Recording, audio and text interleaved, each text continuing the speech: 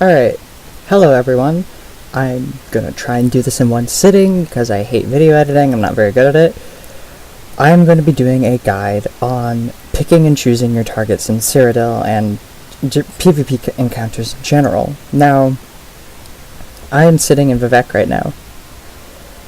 We're gonna go look at some of the people standing around here and kind of guess who and what they are. So here, we get a Templar, 26k health. It's a pretty good amount. I wouldn't consider them much of a threat, as they are a Breton, which means they are spec'd more towards utility rather than damage. That may surprise you. That's where you kind of prod at them with a few light attacks, see how much damage they take from these light attacks.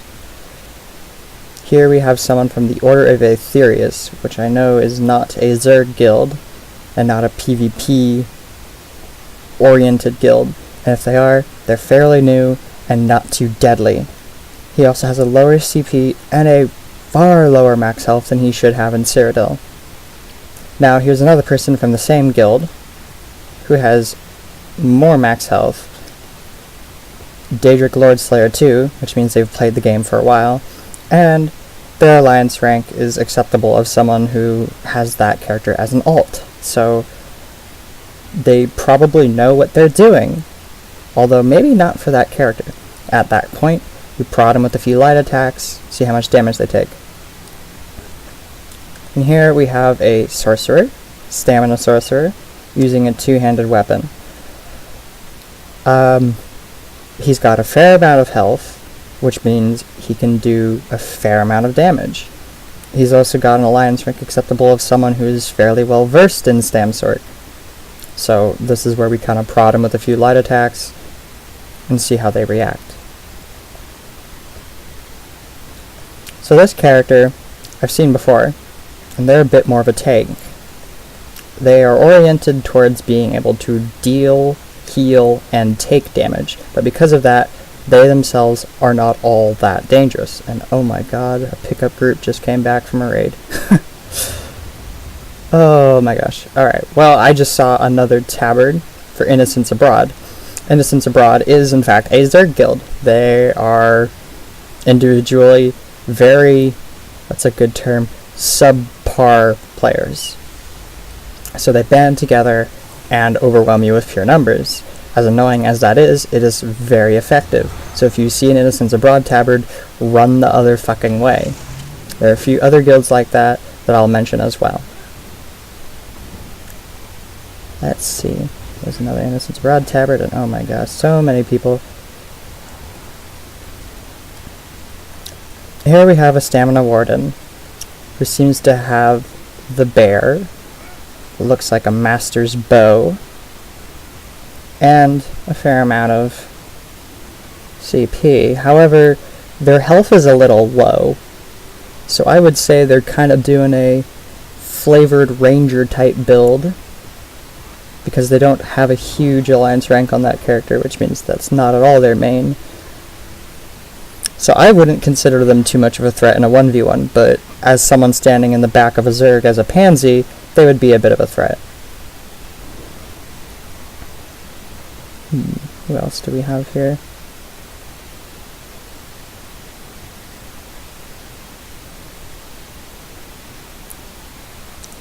So here we have a Stam DK who has more health than he probably should, less CP. I would not worry about them in terms of damage dealing threat.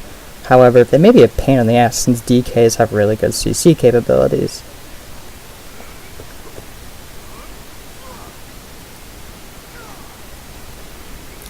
Let's step closer to the battlefield.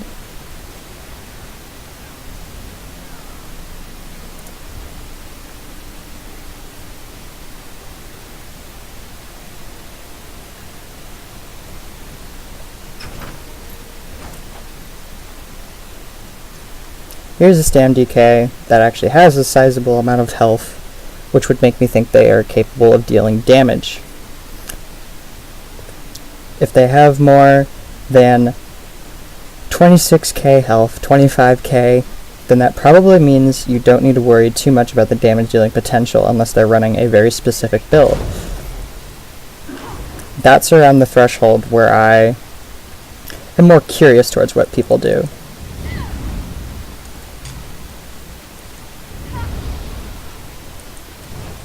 A Stamblade with low health. Looks like they're playing more of a ganker glass cannon style. Their alliance rank isn't that high, which probably means that's not their main character. They should be a fairly easy kill.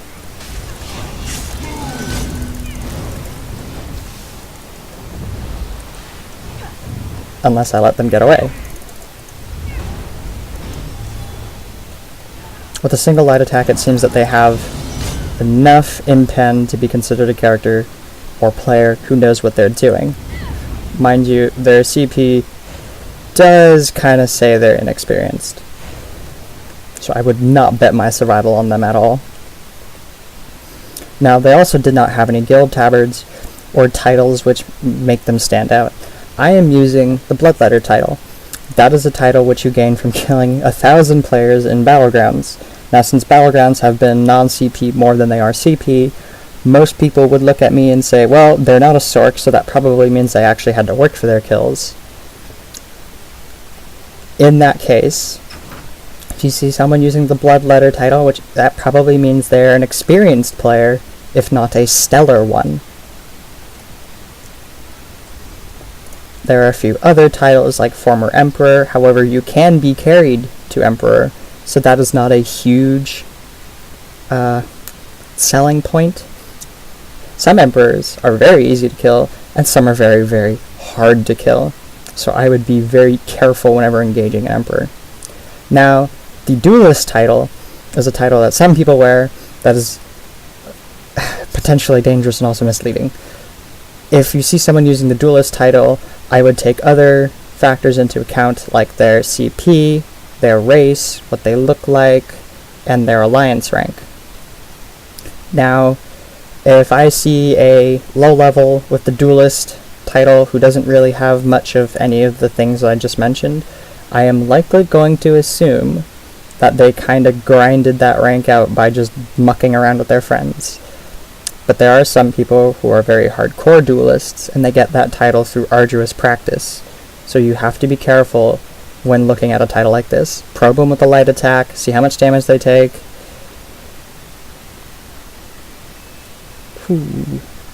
Battleground Butcher is another one, which is kind of like, okay, so that means that they are capable of fairly group-oriented activities. If you see someone with a Battlegrounds Butcher title who is running with 2 to 3 people, I would be aware, because that probably means they're all in a group together, and they will take care of each other. The Merciless is a title that I would be slightly wary of unless you are a Sork. That doesn't necessarily mean you are a good player if you have this title, but it does mean you are capable of a fuck ton of damage. I know KevDoIt for a fact has this title, and his builds are not built to be very survivable, but they are built to do a shit ton of damage, which means he can unload damage on 5 different people very quickly, and if not kill them, get them very close to death. Now, KevDoIt also runs Killer's Blade on his front bar, which means he probably would get the killing blow. So in Battlegrounds, that would explain very well how he got it, even though he doesn't run a super meta 1vx build. Someone who has a Flawless Conqueror title is someone who you should be wary of, because that means they know mechanics of the game. Flawless Conquerors are hard to deal with. They can have very varying skill, but you should assume they are not idiots. First, do the light attack test. See how much damage they take from a light attack. If it doesn't seem like they're wearing in-pen, you could try and nuke them.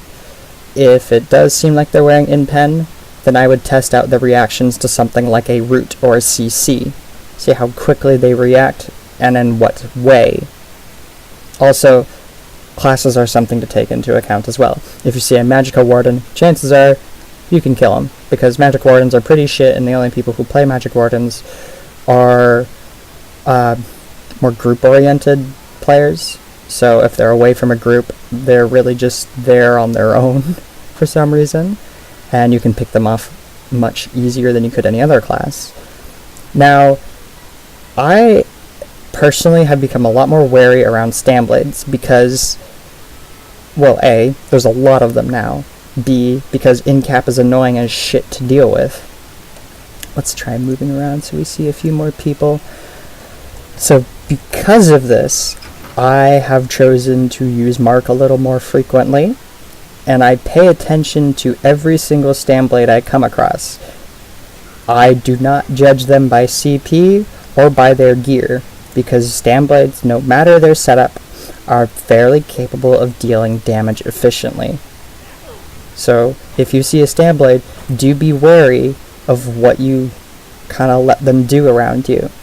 They may implode after you light attack them once, or they may be a properly built individual with a lot of skill who will be able to evade your attempts to probe them. Here's another tabard. This guild is Chuck Norris.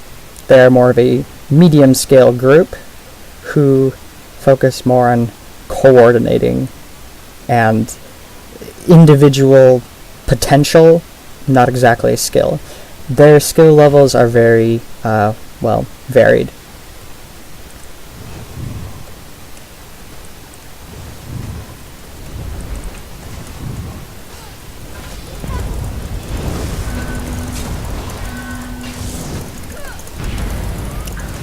I would also take care to remember people's names. For instance, there's a character right there named Quickblade. His name is Death. I remember him. He's a very good player. Death is not someone who I would engage a 1v1 with very, what's a good term, nonchalantly. If I'm going to fight them, I need a reason to fight them.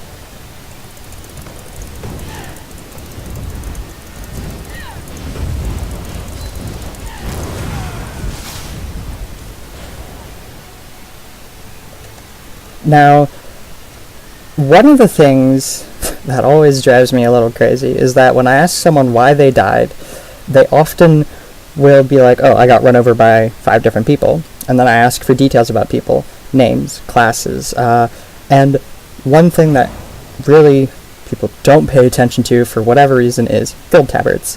I always ask about guild tabards and who is wearing what.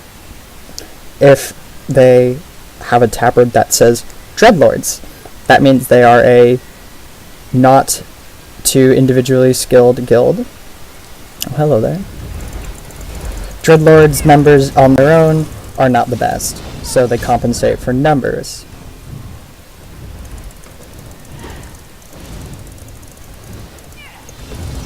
Come here. Poor things. Then we have Ve Victus, which is another large-scale guild. Individually, their members are better than Dreadlords, but they tend to not be very good duelists. They also have builds that are oriented towards assisting other members of their group. Another guild which comes to mind that is also EP is Dracaris. They are hailed as one of the best, alongside Pack Militia, large-scale guilds in the game. They focus on not only overwhelming people with numbers, but with tactical superiority and group synergy. They are one of those destro pain trains that everyone hates, but they're also very effective at what they do, and if I see one person in Dracaris, I'm not going to stick around long, because that probably means there's going to be more behind. Oh, okay. There's another guild called Rusty Old Dragons. You'll find most of the people in Rusty Old Dragons are tanks. A lot of people on EP are tanks, but Rusty Old Dragons takes that stereotype to an extreme. They don't have any specific tactics, I've noticed, but they are all pretty tanky. And all of them together, on one person, does a lot of damage, can't really survive. Then there is Spectres of the Phoenix. They're a more PvE inclusive guild, so a lot of their members are actually pretty squishy. You'll find that not all of them can really hold their own. Oh, I know Revan. There's another thing. I would be careful about people who you know.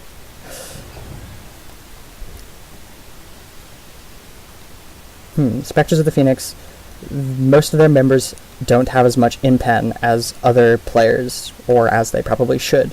So always focus healers, because they probably have the least impen. Anyone who is wearing Worm Cult, or Here Scenes, or Sanctuary, I would focus on them specifically, because that means they are a support character. They probably don't have a lot of defensive capabilities, nor offensive capabilities. Most of what they have is probably buff-oriented, and not built for fighting back large amounts of people. Or even one person themselves. They may not have a lot of defensive capability to one person, which is why you could probably nuke them, and that would heavily impact the defense of the rest of the Zerg. Those are all EP guilds. Now, there are also some smaller scale guilds, like Animosity.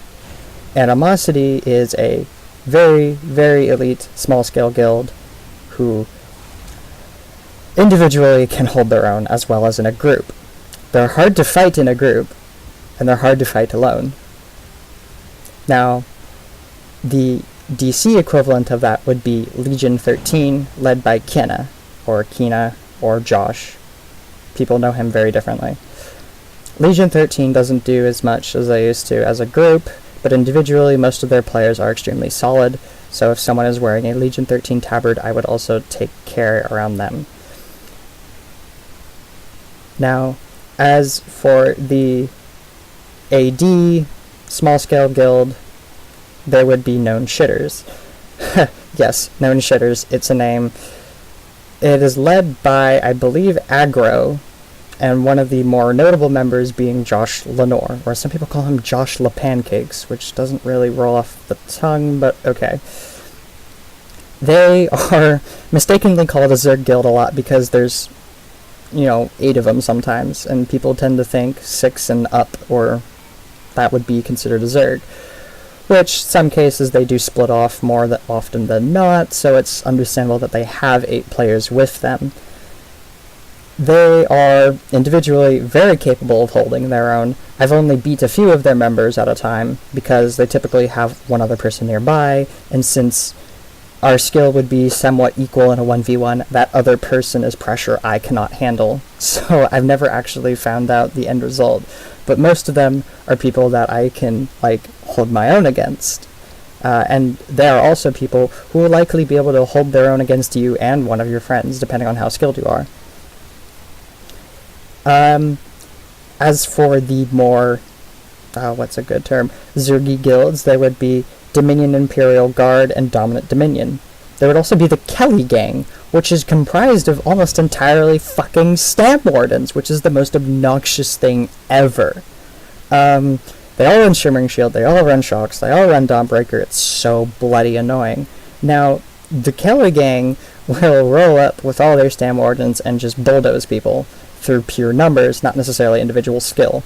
Mind you, they're all individually dual-wield two-hand wardens, so it's not like it's hard to do that well to begin with. They can line up burst pretty well because they are all overall average characters, or players, who have come together to form something really fucking deadly and annoying. Then there's Dominion Imperial Guard.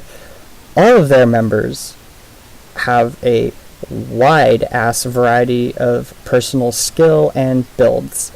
I've met some of their ranks who are laughably terrible at the game, and I've met some of them who are actually rather formidable at the game. And I would probably probe them with a few light attacks and check out their other character appearance and names before deciding whether I fight them or not. Then there's Dominant Dominion. Every single one of them individually I have been able to fight in a 1v1 fairly by myself. Individually, they are not at all a threat, but as a group, numbers overwhelm, so I would stay away if you see a Dominant Dominion tabard, or at least more than one in a specific area. As for some of the lesser-known guilds, one is Red Lotus, which is one I am in. It's supposed to be an old Nightblade guild. Not all of them are actively playing Nightblade sometimes. Oh, they're just having fun. Look at them. That's also something I would avoid. If you see this, don't go into the tower. Even I pug out and I go into the tower, but unless you want to spend some time just chasing after these people, I would not do it at all.